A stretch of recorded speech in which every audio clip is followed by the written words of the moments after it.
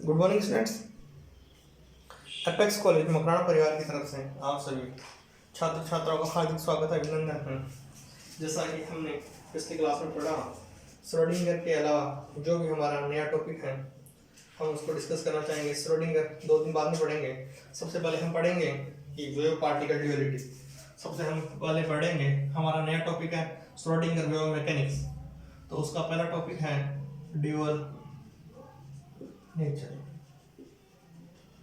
जैसे कि हमने पढ़ा कि एक पार्टिकल होता है, एक कोई भी मैटर है, वह as a particle and as a wave यदि बिहेव करे तो वह क्या होगा, वह एक ड्यूअल नेचर की तरह बिहेव करेगा।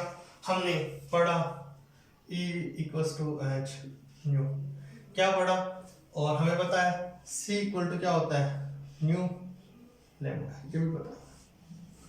हम पिछली क्लासेस में फर्स्ट यूनिट में हमने यही पढ़ा है E equal to H nu and C equal to mu lambda, जहाँ पर म्यू क्या फ्रीक्वेंसी है, लैम्डा क्या है, वेवलेंथ है।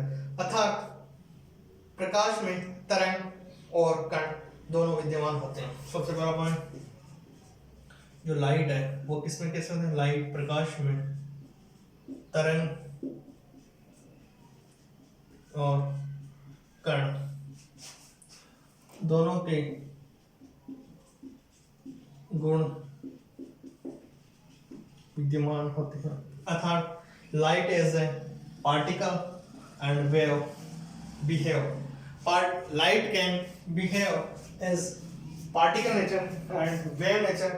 जिस प्रकार एक 1924 में हमारे साइंटिस्ट थे, उनका नाम था डी ब्रोगली, उन्होंने कहा कि कोई भी एक प्रकाश जो वेव के फॉर्म में कैरेक्टरिस्टिक्स रखता है, उसी के संबंध में उन्होंने कहा कि जो लाइट में हमारे 1824 में साइंटिस्ट थे, उनका नाम था डी ब्रोगली, उन्होंने 1924 में, तो उन्होंने कहा कि जो पार्टिकल, जो लाइट है, वह वेव फंक्शन भी हो सकती है and particle as a particle nature भी हो सकती है। तो उन्होंने कहा कि जो वेवलेंथ होनी चाहिए, उन्होंने बताया लैम्डा इक्वल टू क्या होता है, h/p। लैम्डा इक्वल टू क्या होना चाहिए, h/p की वेवलेंथ बताई उन्होंने, डी ब्रोगली वेवलेंथ कहते हैं इसको। h कांस्टेंट है, p क्या है, मोमेंटम है। इस पे बेसिस पे हमने फर्स्ट यूनिट में डेविंसन जनरल एक्सपेरिमेंट किया, रदरफोर्ड मॉडल पढ़ा। तो आज हम सबसे पहला पढ़ेंगे कि कॉन्सेप्ट ऑफ वेव पैकेट। पहला क्या है, कॉन्सेप्ट ऑफ वेव पैकेट।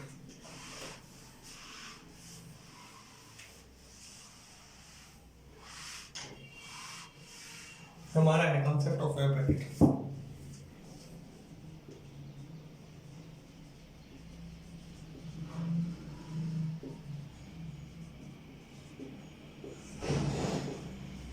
उन्होंने सबसे पहले हम पढ़ा कि जो भी किसी भी मैटर के कण के जो सहचारी द्रव्य तरंगों की जो भी हमने एक्सपेरिमेंट किए, उनसे ये प्रश्न उठता है कि जो भी मैटर है उनके तरंग को किस प्रकार में लिखा जा सकता है। लैम्डा इक्वल टू क्या होता है, लैम्डा इक्वल टू होता है h upon p। Lambda equal to क्या होता है, h अपॉन p, तथा h अपॉन mv भी लिख सकते हैं। क्या, mv। हमें पता है जहां m क्या है, m क्या है, मास है, v क्या है, वेलोसिटी अर्थात वेग है। E इक्वल टू क्या होता है, h। E इक्वल टू क्या होता है, h न्यू। तो न्यू इक्वल टू क्या हो जाएगा, E/h। E इक्वल टू क्या लिख सकते हैं, mc²/h लिख सकते हैं। तो हम न्यू को क्या लिख सकते हैं, न्यू को लिख सकते हैं nu equal to c²/λv। New को लिख सकते हैं, न्यू इक्वल टू लिख सकते हैं c²/λv।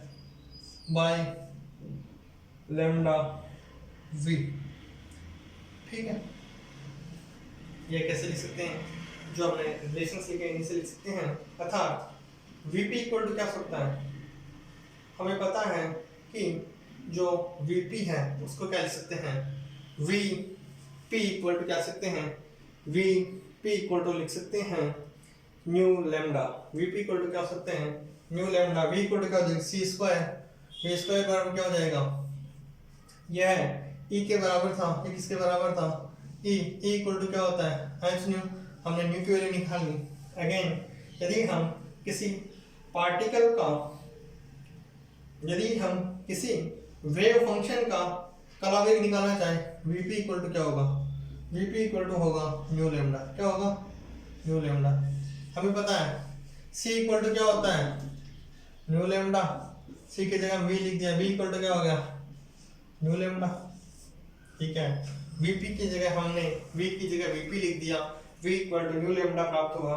अर्थात हमें पता है कि लेमडा इक्वल टू क्या लिख सकते हैं, C by mu, lambda equal to क्या लिख सकते हैं, लेमडा इक्वल टू क्या लिख सकते हैं, वी बाई सी, क्या लिख सकते हैं, लेमडा इक्वल टू क्या लिख सकते हैं, वी बाई म्यू को क्या लिख सकते हैं, nu equal to V by C, तो वीपी इक्वल टू क्या हो जाएगा, न्यू को क्या लिख सकते हैं, वी बाई पी, तो ये हो जाएगा आपके सी स्क्वायर बाई न्यू, क्या हो जाएगा, सी स्क्वायर बाई न्यू, ठीक है। इस प्रकार हम कह सकते हैं कि सी स्क्वायर बाई वी है, वी है, हम कह सकते हैं किसी भी, हमें पता है speed of light c is greater than v, यानी कि speed of light is very greater than velocity of particle.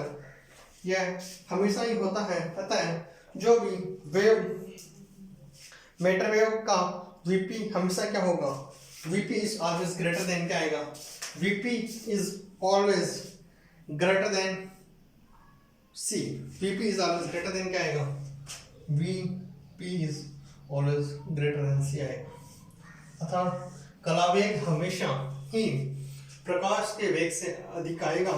यदि हम इसको समझना चाहें तो हम एक वेव लेंगे और हम देखेंगे कि यदि जो वेव फंक्शन है उसको वेव एम्पलीट्यूड भी कह सकते हैं, वेव फलन को, वेव फंक्शन को वेव एम्पलीट्यूड भी कह सकते हैं। हम यदि किसी, हमें पता है कि कोई भी वेव है, यदि वह एक निश्चित लघु सीमा डेलक्स में निहित करती है, किसमें, डेलक्स, यदि कोई भी वेव है, यदि वह किसी निश्चित सीमा डेलक्स में रहती है, तो हम कह सकते हैं कि जो उसका वेव फंक्शन है वह भी कहाँ तक रहेगा, डेलक्स में ही रहेगा। इस प्रकार हम कह सकते हैं यदि कोई वेव है उसका एवरेज एम्पलीट्यूड, ठीक है, साइन एज ए फंक्शन, ये क्या है, डेल्टा,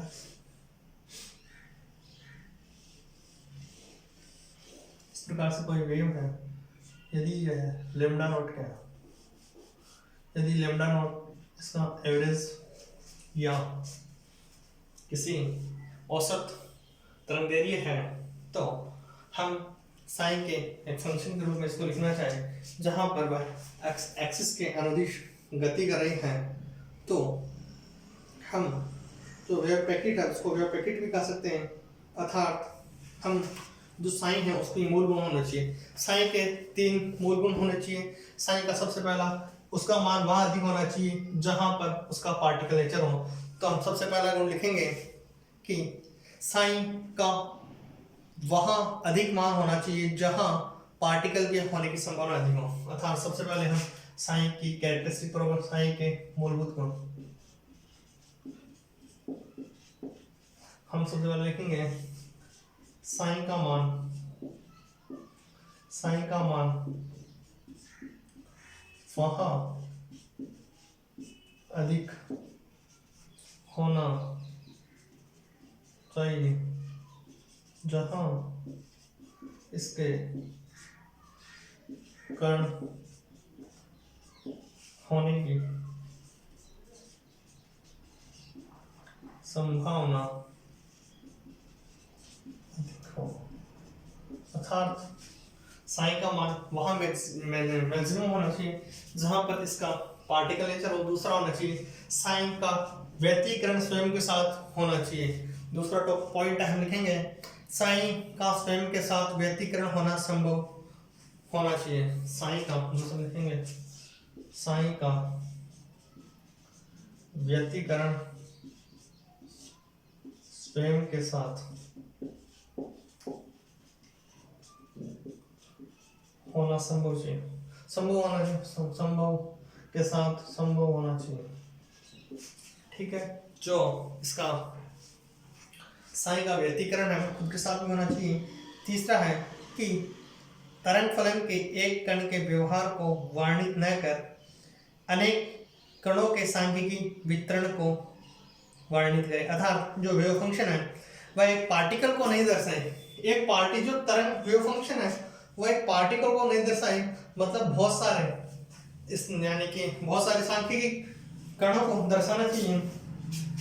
यदि हम अब मान लें कि किसी तरंग पैकेट की औसत वेवलेंथ क्या हो, लैम्डा नोट हो तथा उसका विस्तार लैम्डा अक्स हो, जैसा कि हमने डायग्राम में शो किया है। हम अनसर्टेनिटी प्रिंसिपल को भी प्रूव करना चाहते हैं और हम देखना चाहते हैं कि जो रिलेशंस क्या क्या है। हम लिखते हैं लैम्डा नोट क्या है, औसत तरंग दैर्घ्य, ठीक है।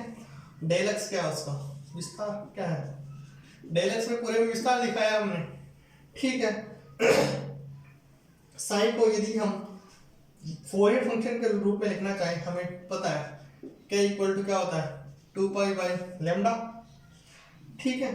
हम फोरियर फंक्शन के रूप में लिखना चाहें तो हमें पता है कि delta k is greater than equal to 1 upon delta x, ठीक है। जहां पर डेल्टा के साइन के फोरियर ट्रांसफॉर्मेशन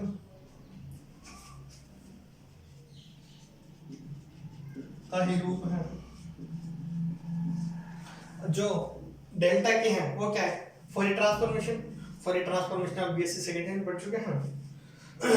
तो यदि मैं इसको ऊपर नीचे डेल्टा एच से मल्टीप्लाई कर दूं एच क्रॉस से, और delta into H cross greater than, यदि इसको क्या लिखते हैं, इसको इस तरह मल्टीप्लाई कर दिया जाए तो ये क्या होगा 1 upon delta X into H cross. यदि इसको लिखूं delta K delta X into H cross is greater than equal to H cross. हमें पता है डेल्टा के इंटू एच क्रॉस क्या होता है पी, डेल्टा के इंटू एच क्रॉस होता है लगभग आपके डेल्टा पी के बराबर। तो हम लिख सकते हैं इसको delta P into delta x greater than H cross. यही हाइजेनबर्ग अनसर्टेनिटी प्रिंसिपल में हम देख रहे थे कि delta X into delta P, delta X into delta P always greater than क्या होता है एच होता है। हम किसी भी वेव पैकेट का हम ग्रुप की वेग निकालना चाहते हैं तो किस प्रकार निकालेंगे, यदि हम किसी वेव पैकेट में तरंगों का वेग समूह है, वेव पैकेट में तरंगों का समूह वेग, वह किस प्रकार से निकालेंगे, वह हमें पता है Vg इक्वल टू क्या होता है डी ओमेगा बाई डी के। ओमेगा को क्या लिख सकते हैं हम, C इक्वल टू क्या होता है म्यू लैम्डा, तो हम उसको इस प्रकार सकते हैं D mu by D 1 upon के लैम्डा, सॉरी 1 अपॉन लैम्डा। हमें पता है क्योंकि E इक्वल टू क्या होता है एच न्यू, हम इसको इस प्रकार सकते हैं V equal to D P by, और P इक्वल टू क्या होता है, P इक्वल टू क्या होता है एच, लैम्डा इक्वल टू क्या होता है एच अपॉन पी, तो P इक्वल टू क्या हो गया H upon lambda upon H, P equal to क्या हो गया H upon lambda, sorry P equal to क्या हो गया एच अपॉन लैम्डा। हमें पता है E इक्वल टू क्या होता है हाफ एम वी स्क्वायर, ऊपर नीचे m से मल्टीप्लाई किया, E इक्वल टू आ गया पी स्क्वायर बाई 2, ठीक है। हम इसको लिख सकते हैं Vc equal to D by D Q. Vc equal to D by D P. D को हम निकाल सकते हैं P square by 2m upon D P. P square by 2m का डिफरेंशिएशन क्या होगा 2p बाई 2m। 2 से 2 कैंसिल हो जाएगा।